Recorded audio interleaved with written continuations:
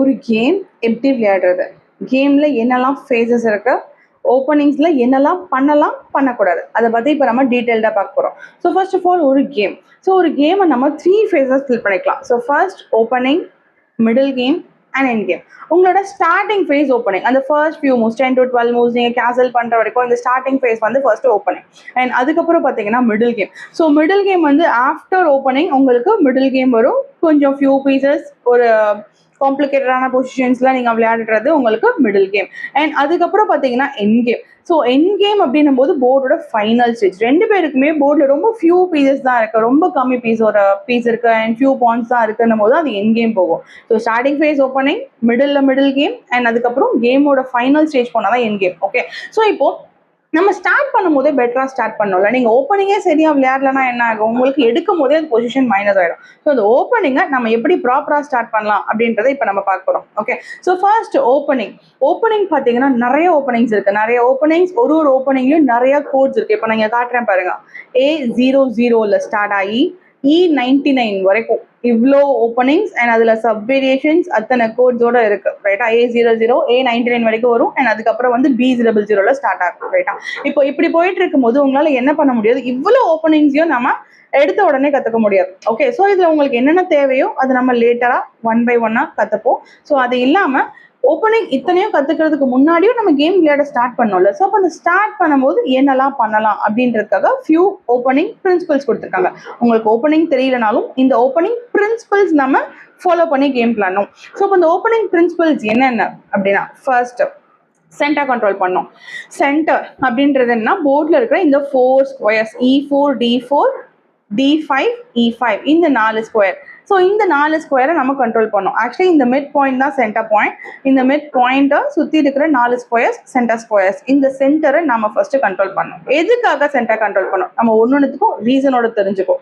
எதுக்காக centre control பண்ணோம், actually போர்டில் இந்த சென்டர் தான் கீ ஸ்கொயர்ஸ். ஓகே, ஸோ இப்போ இந்த சென்டர் கிட்ட யார் நல்ல கண்ட்ரோல் வச்சுட்டு இருக்காங்களோ அவங்களுக்கு ஸ்பேஸ் அட்வான்டேஜ் கிடைக்கும். ஸ்பேஸ் அட்வான்டேஜ் அப்படின்னா உங்களோட பீசஸ் விளையாடுறதுக்கு நிறைய ஸ்கொயர்ஸ் கிடைக்கும். ஃபார் எக்ஸாம்பிள், இப்போ உங்களோட பாயிண்ட்ஸ் வந்து சென்டர் கிராஸ் ஆகி இந்த மாதிரி வச்சிருக்கீங்க. உங்க ஒப்போனன்ட்டோட பான் வந்து D6 E5 இருக்கு. அப்போ யார்கிட்ட சென்டர் அட்வான்டேஜ் இருக்கு அப்படின்னா உங்ககிட்ட தான். ஏன்னா ஜஸ்ட் உங்களோட பான் கொஞ்சம் அப்பர் ஹேண்டா இருக்கு. ரைட்டா, ஸோ உங்களோட பாயிண்ட்ஸ் எங்க இருக்கு, ஒரு சென்டர் ஏரியா கிராஸ் ஆகி கொஞ்சம் மேல இருக்கு. அப்போ இந்த மாதிரி பொசிஷன்ல என்ன ஆகும் அப்படின்னா உங்களுக்கு ஸ்பேஸ் அட்வான்டேஜ் கிடைக்கும். ஸ்பேஸ் அட்வான்டேஜ் அப்படின்றது உங்களோட 2 பிஷப்பும் விளையாடுறதுக்கு நல்ல ஸ்கொயர்ஸ், உங்க நைட்டுக்கு நல்ல ஸ்கொயர்ஸ் இந்த மாதிரி கிடைக்கும். ஆனா உங்க ஆப்போனன்ட்டோட நைட் சரியா ஸ்கொயர் கிடைக்காது. சேம் ஆப்போனன்ட்டோட பிஷப் என்ன பண்ணாது, அந்த D6 பாயிண்ட் தாண்டி வெளியே வராது.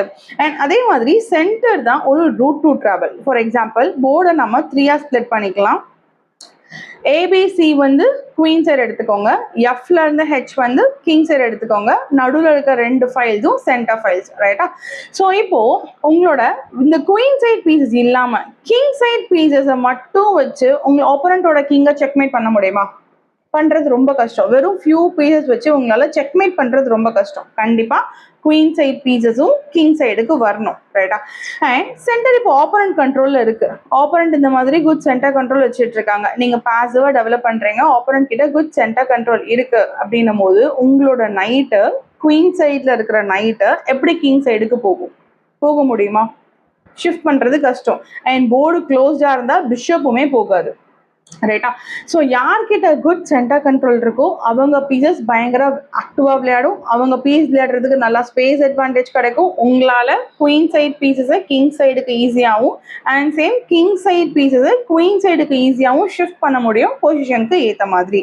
ஸோ சென்டர் கண்ட்ரோல் ரொம்ப இம்பார்ட்டன்ட். அண்ட் சென்டர் உங்களுக்கு போயிடுச்சு அப்படின்னா ஓப்பனிங்லேயே பொசிஷன் பாசிவ் ஆகிடும். பாசிவ் ஆப்போனன்ட்டோட பீசஸ்லாம் நல்லா ப்ளே பண்ணுற மாதிரி இருக்கும். உங்களோட பீசஸ் விளையாடுறதுக்கு நிறைய ஸ்கொயர்ஸ் கிடைக்காது. Okay, so centre control important. இப்போ நம்ம செகண்ட் ஓப்பனிங் பிரின்சிபல் போகலாம். Second opening principle, develop all your pieces. Develop all your pieces, especially minor pieces. Minor pieces என்னென்ன, உங்களுக்கு பிஷப் அண்ட் நைட். போர்டில் இருக்கிற 2 நைட்டையும் 2 பிஷப்பையும் நம்ம ஸ்டார்டிங் ஸ்கொயர்லேருந்து வெளியே எடுக்கணும். ஓகே, ஸோ அதை நீங்கள் எந்த ஆர்டர்லனாலும் வெளியே எடுக்கலாம். பட் முடிஞ்ச அளவுக்கு நைட்டு ஃபர்ஸ்ட் வெளியே எடுக்கிறது கொஞ்சம் பெட்டராக இருக்கும். ஓகே, எதுக்காக இதை வெளியே எடுக்கணும் அப்படின்னா, ஸோ நீங்கள் ஃபர்ஸ்ட் இந்த மாதிரி பீசஸ் எல்லாமே உங்களுக்கு எதுக்காக பீஸ் கொடுத்துருக்காங்க, எல்லா பீஸையும் எடுத்து வச்சு ஆக்டிவாக விளையாடணுன்றதுக்காக. எந்த ஒரு பீஸாச்சும் விளையாடலை அப்படின்னா, அன்டெவலப்டாக இருந்துச்சு அப்படின்னா, அப்போ அந்த 2 பீஸ் வந்து ஆப்போனண்ட்டுக்கு எக்ஸ்ட்ரா மாதிரி. இப்போ ஆப்போனண்ட் எல்லா பீஸையும் யூஸ் பண்ணி விளையாடுறாங்க அண்ட் நீங்கள் ஒரு 2 பீஸ் யூஸ் பண்ணாமே விட்டுட்டீங்கன்னா என்ன ஆகும், கிட்டத்தட்ட ஆப்போனண்ட் வந்து ஒரு பீஸ் அப் மாதிரி விளையாட ஆரம்பிச்சிருவாங்க, ரைட்டா? ஸோ அந்த மாதிரி பண்ணாம நாமளும் போர்ட்ல இருக்கிற எல்லா பீசஸையும் வெளியே எடுத்துட்டு விளையாட ட்ரை பண்ணோம். முடிஞ்ச அளவுக்கு 4 மைனர் பீசஸையும் ஸ்டார்டிங் ஸ்கொயர்ல இருந்து வெளியே எடுக்கணும். ஓகே, நெக்ஸ்ட் தேர்ட் பிரின்சிபல் கேசல் வந்து எதுக்காக பண்றோம்? ஸோ கிங்கோட சேஃப்டிக்காக ஃபர்ஸ்ட் ரீசன், அண்ட் இன்னொரு ரீசன் ஒரு ரூக்கை வெளியே கொண்டு வரதுக்காக. இப்போ எதுக்காக கிங் சென்டர்ல சேஃபா இருக்காது அப்படின்னா, நீங்க என்ன பண்ணிட்டீங்க, ஈபானையும் மூவ் பண்ணிட்டீங்க, டிபானையும் மூவ் பண்ணியாச்சு. ஸோ ஈபான் டிபான் எதுக்காக மூவ் பண்ணோம்? 2 பிஷப்பை வெளியே கொண்டு வரதுக்காக. பிஷப்பை வெளியே கொண்டு வரதுக்காக சென்டர்ல இருக்க போன மூவ் பண்ணியாச்சு. இப்போ சென்டர்ல கிங் எப்படி சேஃபா இருக்கும்? ஸோ இன்னும் ஏதோ ஒரு பாயிண்ட்ல ஓப்பனண்ட் இந்த மாதிரி அடிச்சு பிரேக் பண்றாங்க அப்படின்னா சென்டர் இருக்க ஓப்பன் ஆகிட்டே தான் போகும். ஓகே, ஸோ எதுக்காக கேசல் பண்றோம் அப்படின்னா, ஒரு கிங்கை நம்ம சேஃபான பிளேஸ்ல வைக்கிறதுக்காக. எப்போ கிங்கு சேஃபா இருக்கும்னா, கிங்குக்கு முன்னாடி பாயிண்ட்ஸ் இருக்க மாதிரி. அப்போ எந்த இடத்துல ஃபர்ஸ்ட் ஆஃப் ஆல் பாயிண்ட்ஸ் இருக்கு? H2 G2 F2ல இருக்கு, இந்த பக்கம் A2 B2 C2ல இருக்கு, ரைட்டா? ஸோ எந்த இடத்துல கேசல் பண்ணா உங்க கிங் சேஃபா இருக்கமோ அந்த இடத்துல நம்ம கேசல் பண்ணோம். ஸோ அப்போ இந்த பொசிஷன்ல எங்க கேசல் பண்ணலாம்? கிங் சைட் கேசல் பண்ணலாம், ஆர் நீங்க குயினை மூவ் பண்ணிட்டு குயின் சைட் கேசலும் பண்ணலாம்.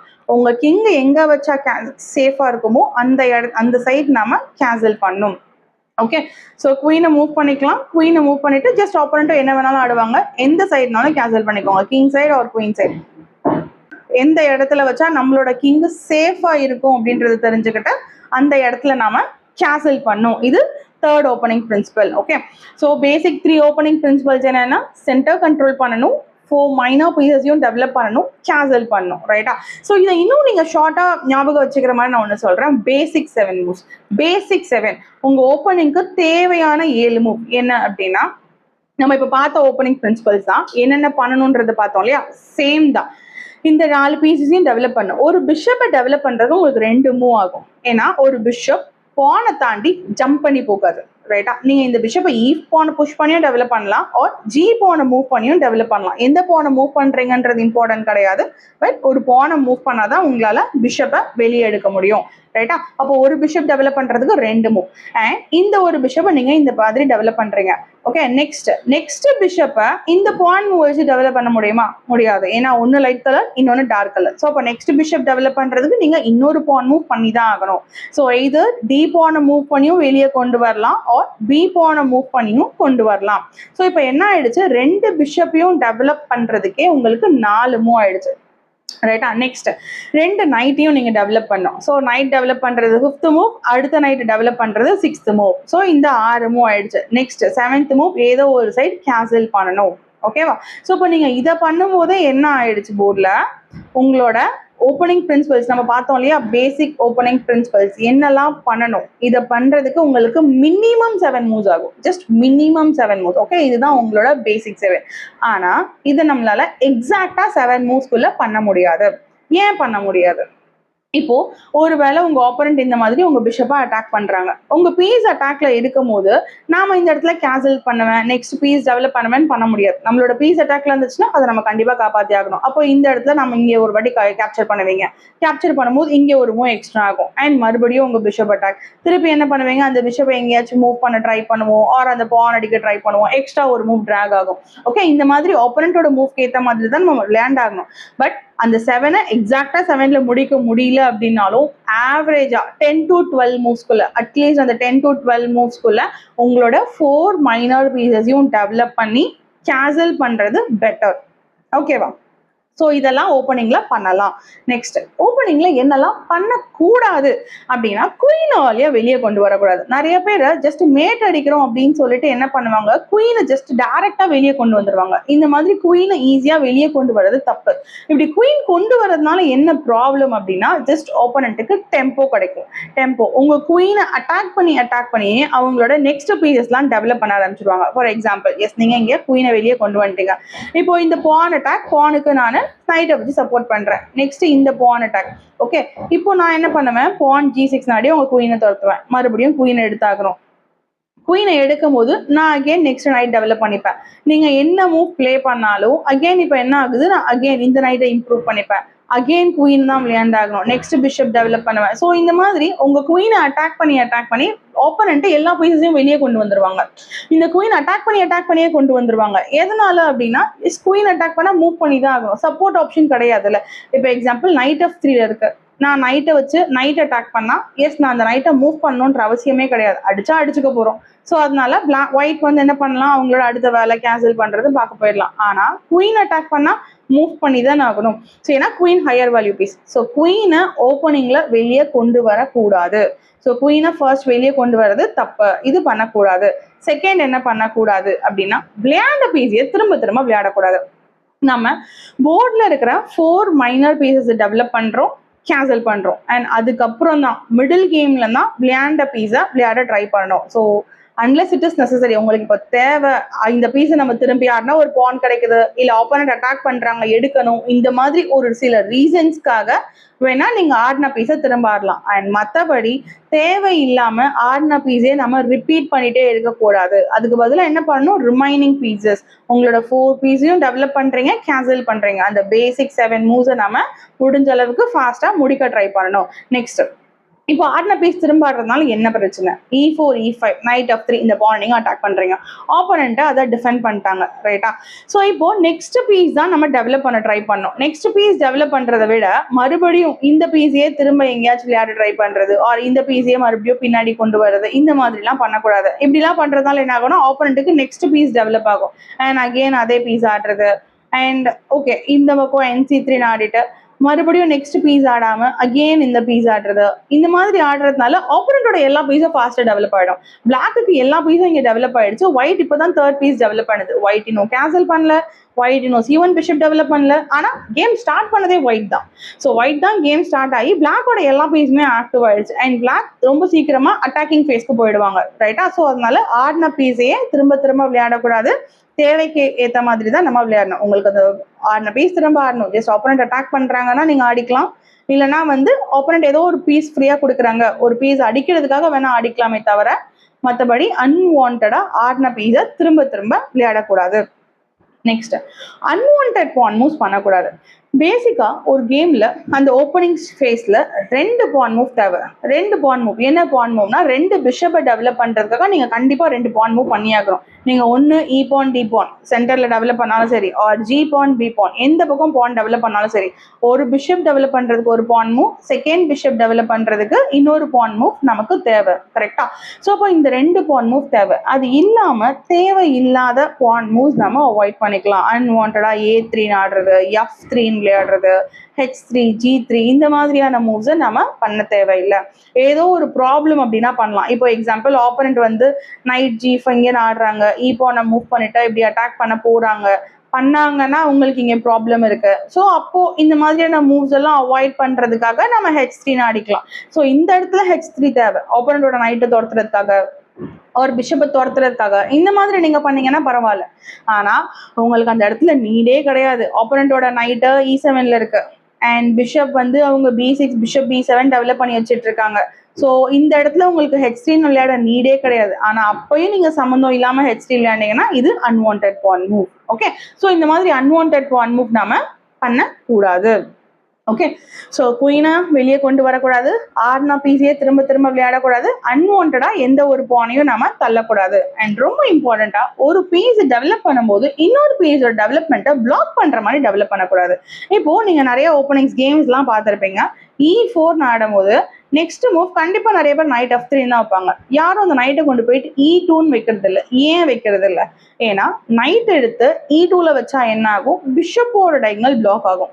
அண்ட் அப்போ என்ன ஆகும், இந்த பிஷப் டெவலப் பண்றதுக்கு திருப்பி அந்த E2ல இருக்கிற நைட்டை எடுத்தா மட்டும்தான் பிஷப்பை வெளியே எடுக்க முடியும், ரைட்டா? அப்போ அகெயின் மூவ் வேஸ்ட் ஆகும். ஸோ அப்போ ஆடின பீஸே திரும்ப விளையாடுற மாதிரி ஆயிடும். அதுக்கு பெட்டர் நீங்க நைட்டை எடுக்கும் போதே நைட் F3 விளையாண்டீங்கன்னா உங்களுக்கு அந்த இடத்துல எந்த மூவ் வேஸ்ட் ஆகாது. ஸோ அப்போ நம்ம ஒரு பீஸ் டெவலப் பண்ணும்போது ஆப்போனண்ட்டோட இன்னொரு பீஸை பிளாக் பண்ணுற மாதிரி டெவலப் பண்ணக்கூடாது. ஸோ டெவலப் பண்ணும்போது என்ன பண்ணணும், எல்லா பீஸுமே ஃப்ரீயாக மூவ் ஆகுற மாதிரி தான் டெவலப் பண்ணணும். இந்த மாதிரி பண்ணிட்டு நீங்கள் இந்த பானையும் மூவ் பண்ணிட்டீங்க அப்படின்னா இதுக்கடுத்து உங்களோட டெவலப்மெண்ட்க்கு எந்த ஒரு ப்ராப்ளமே இருக்காது. இந்த நைட் நம்ம வெளியே கொண்டு வந்துக்கலாம், அண்ட் அதுக்கப்புறம் இந்த பிஷப்பை வெளியே கொண்டு வந்துக்கலாம், நெக்ஸ்ட் பிஷப் C4 கொண்டு வந்துக்கலாம். ஸோ எந்த ஒரு பீஸோட டெவலப்மெண்ட்டுமே எந்த ஒரு பீஸுமே இங்கே பிளாக் ஆகலை. ஸோ உங்களோட எல்லா பீஸஸையும் ஈஸியாக டெவலப் பண்ணி சிம்பிளாக கேன்சலும் பண்ணிட முடியும். ஓகேவா? ஸோ இதெல்லாம் தான் ஓப்பனிங்கில் பண்ணணும், பண்ணக்கூடாது. So again I repeat, opening principles, opening phase நம்ம கரெக்டாக விளையாண்டாதான் நம்மளால பெட்டர் மிடில் கேம் போக முடியும். ஸோ அப்போ ஓப்பனிங்கில் என்னெல்லாம் பண்ணணும், சென்டர் கண்ட்ரோல் பண்ணணும், பீசஸ்லாம் டெவலப் பண்ணணும், கேன்சல் பண்ணணும், especially minor pieces. Okay, and என்னெல்லாம் பண்ணக்கூடாது, குயினை வெளியே கொண்டு வரக்கூடாது, ஆடின பீசஸே ரிப்பீட்டடாக விளையாடக்கூடாது, அன்வான்ட் பான் மூவ் பண்ணக்கூடாது, ஒரு பீஸோட டெவலப்மெண்ட்டை பிளாக் பண்ணுற மாதிரி இன்னொரு பீஸ் பண்ணக்கூடாது. நீங்கள் இதெல்லாம் பர்ஃபெக்டாக பண்ணிட்டீங்க அப்படின்னாலே உங்களோட ஓப்பனிங் ஃபேஸை ரொம்ப டீசெண்டாக கம்ப்ளீட் பண்ணிடலாம். அண்ட் அதுக்கப்புறம் middle game. So middle game எப்படி ஆடணும், என்னெல்லாம் பண்ணணும், என்னெல்லாம் யோசிக்கணும் அப்படின்றத நம்ம இன்னொரு வீடியோவில் பார்க்கலாம். இந்த ஓப்பனிங் பிரின்சிபல்ஸில் உங்களுக்கு ஏதாச்சும் டவுட் இருந்துச்சுன்னா எனக்கு கமெண்ட்ஸில் கேளுங்க. இதே மாதிரி ரெகுலர் அப்டேட்ஸ்க்கு மறக்காம பேஜை ஃபாலோ, சப்ஸ்கிரைப் பண்ணிடுங்க.